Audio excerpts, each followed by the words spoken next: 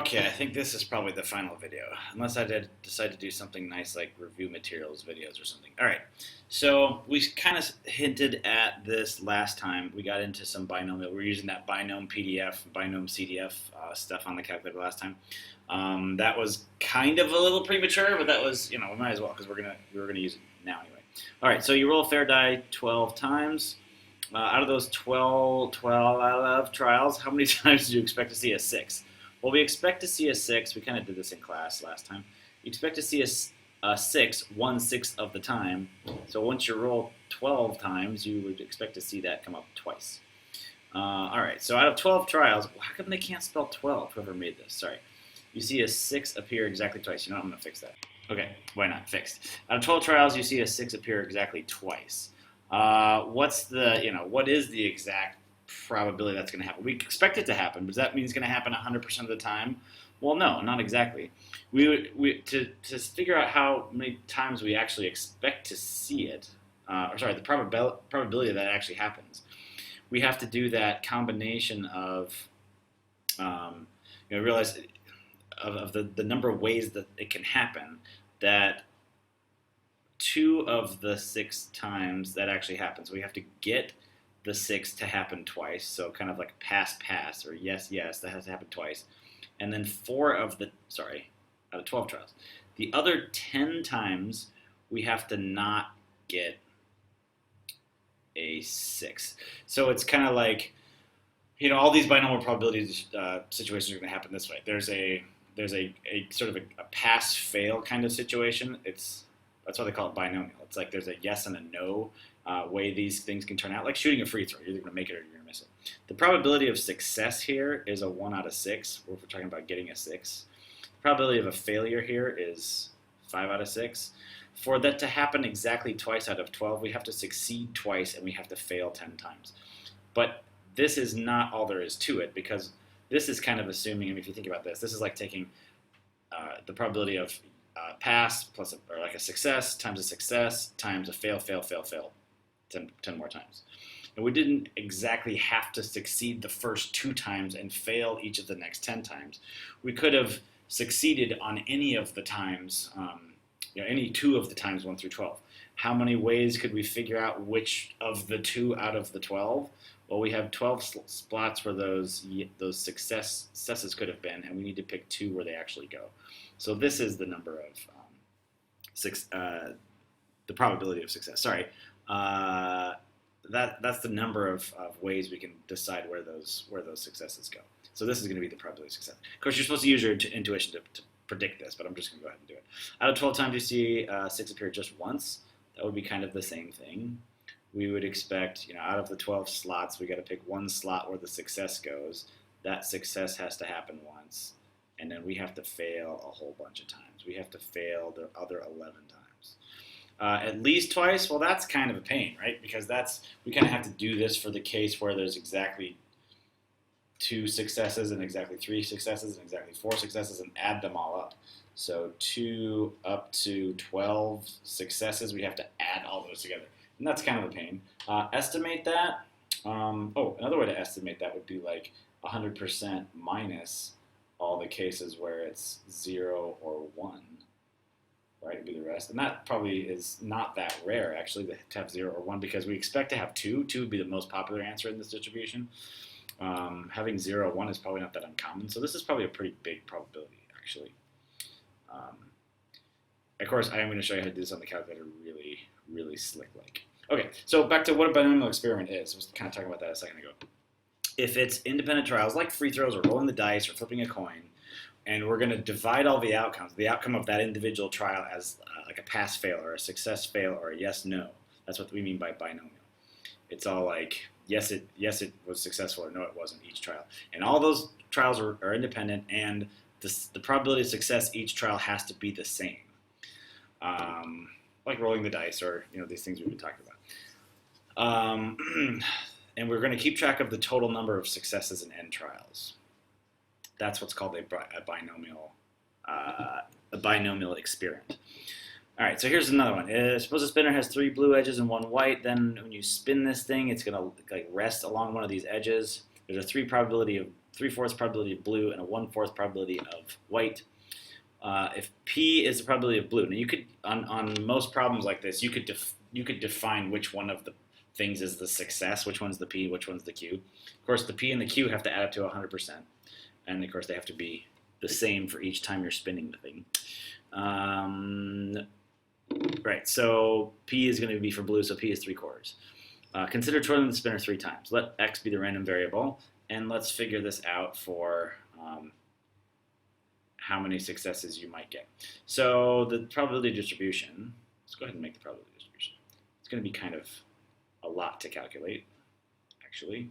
So X is the number of random, X is the random variable, and it's going to be the number of times we get blue out of spinning it 3 times. So we're going to spin the thing 3 times. We could get 0 blues, or 1 blue, or 2 blue, or 3 blues, and the probability of such thing happening. The beginning and end of this list is usually pretty easy to calculate. So the probability of getting no blue that entire time would mean we have to get white each time. And so that would be white and white and white. That would be all 3 of them would have to be whites. If we're going to get blues each time, it's probability of getting blue, and then the second time we'd have to get blue, and the third time we'd have to get blue. So that's how that works. The 1 and 2 successes, this would be, this is where we put that combination. First of all, we know that like the probabilities have to work out this way, that we have to get white. I kind of did this backwards. I should probably put the blue first. We have to get blue 1 time. So that has to happen once, so that's probability of that happening.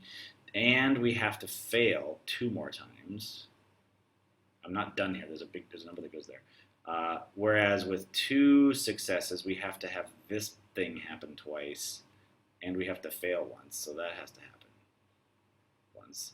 The numbers that go here, though, like these things don't just happen one way. It doesn't have to be that we succeed on the first trial and then fail the next 2. It could go succeed, fail, fail. It could go fail, succeed, fail. Right? It could be that we get that one blue one in any one of the 3 trials. How many ways are there out of the 3 trials? How many ways are there to pick which one gets the blue one? Well, there's actually 3 ways to pick that. Which one of those is going to have the trial that's blue? If we're going to have 2 of the 3 trials be blue, how many different ways might it show up that those that there's 2 successes and 1 fail? Well, if you think about it, there's actually 3 ways of those too. Where am I getting these numbers? Well, when it's only 3, it's kind of easy to see where those come from. But as this starts to get bigger, this starts to get to be kind of a pain. There were 3 slots it could have possibly happened in, and I needed to happen in one of them. I need to be successful in one of the 3. Here, I had 3 possible places for there to be success, and I need success in 2 of them. So I need to basically choose the position markers where success is happening. 2 of the 3 places. There's actually 3 different ways it can happen. When this gets big, like when we're talking about this, I guess it was on the previous page. We're talking about like the 12 times something could happen, 12 different spots where success could be. That's not something you can usually do in your head. You're going to need calculation help for that. But this is how the distribution works.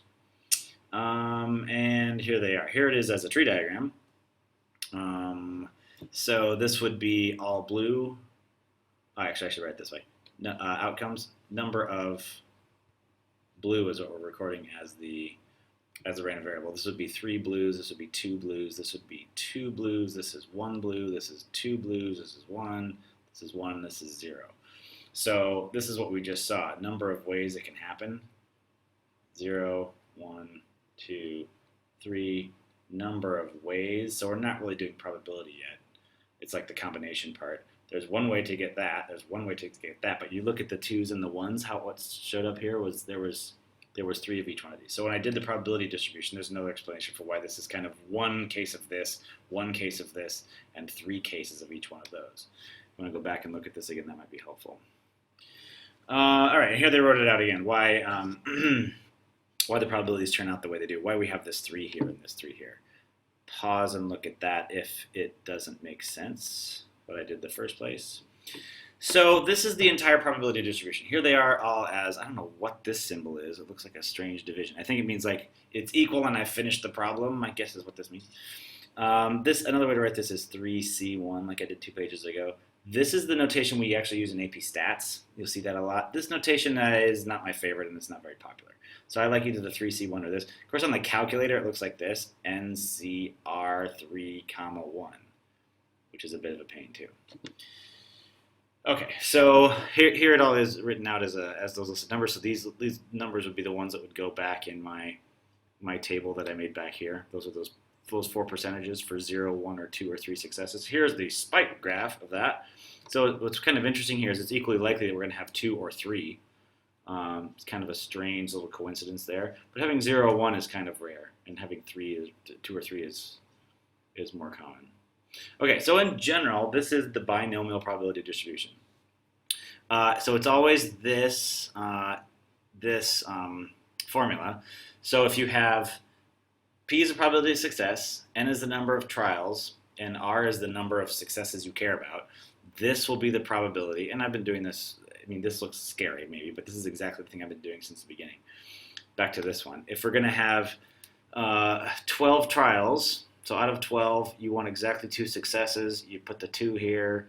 Remember, because we had to pick 2 places out of the 12 where it could be successful, times probability of success to how many times it's going to be succeeding, right? Because we need success. That's 2 of those. And then all the other times have to be fails. So a lot of these things add up to predictable numbers. It's actually easier than it seems. Let me show you how to do this on the calculator before we go terribly too far. That one I was just doing on the with the 12 things of success on the rolling the dice. Menu, probability, distributions, and we want the one that's called binomial, which is way down here somewhere, so you have to kind of scroll down. PDF and CDF. All right, so PDF is the one we want now. I'll tell you what PDF stands for in a second. There were 12 trials. Whoops, there were 12 trials. I cared about, probability of success. You can actually do this, 1/6 right there. That's kind of nice. The X value is optional, but I do care about it. X is the number of successes. What's the probability of exactly 2 successes? And bam, the computer does all that at once, which is really nice. Notice how it said it was optional. If I go again, menu 5, 5, and it's like D. If I just put 12 and I put 1/6 and I don't put any value in for X, watch what it does. It gives me a huge list, and you can't really see this because you have to scroll around in it to see it all. This is actually all of the different numbers that go in that one list, starting with 0 successes. Look how far I have to scroll. So this is the probability, this first one here, this is the probability of 0 successes. This is the probability for 1 success. This is the probability for 2 successes, which is the one I had up here in my answer, and 3, and they're all there. If you wanted to see them all in one list, you could do that. The one they just did on the in the notes here was the probability of success was 3/4, and they had 3 trials. You could show that here. We could go menu. What was it again? 5, 5D. This was 3 trials. Probability of success was 3/4. You can do it that way. Don't show anything there. And this will be the same list that we just saw in the homework or in the notes I just did. Those are those. Yeah, these are the 2 coincidental last ones for 2 and 3. This is 0, this is 1. Really nice. Okay, so Binompdf is for when you're trying to tell it, you're asking it, okay, I want to know exactly this number of successes. What's the chance of getting exactly, 2, like I use PDF here, 2 of the 12 trials being successful. There's one right next to that in the thing called Binompdf. I really want this video to be done in a minute and a half. Oh, I did PDF again. Menu 5, 5, it won't be D's, E, Binompdf. The P here stands for probability. The C here stands for cumulative. So what's nice about the cumulative, so this would be like that last question from the first page. What if I had 12 trials, probability of success is 1/6 of rolling a 6. I want to know what's all the probability added up from 2 successes to 12 successes. So this will add up that entire list from the position where I was getting 2 yes to 12 yes, and it adds them all up. So this huge list up here, it'll add up all the numbers from where I want it to do that. So this is great for things like, what's the probability you're going to get between 3 and 5? Well, you don't have to find them all and add it up. This will do it for you, which is really slick. Okay, what's left here in the notes? I think I'm just about done. Okay, I'm going to finish this in 30 seconds. So for this one, I'll write down the probability of success and the number of trials. So here, the probability that anybody says yes is 72%. We're going to ask 5 people, and then here's what we put in the calculator for part A. I'm going to do a Binompdf because I only care about exactly 3. What's the probability for exactly 3 people saying yes? And for part B, I want between 3 to 5 people, and it says at least 3 people. Okay, that's it. I did it. See you later.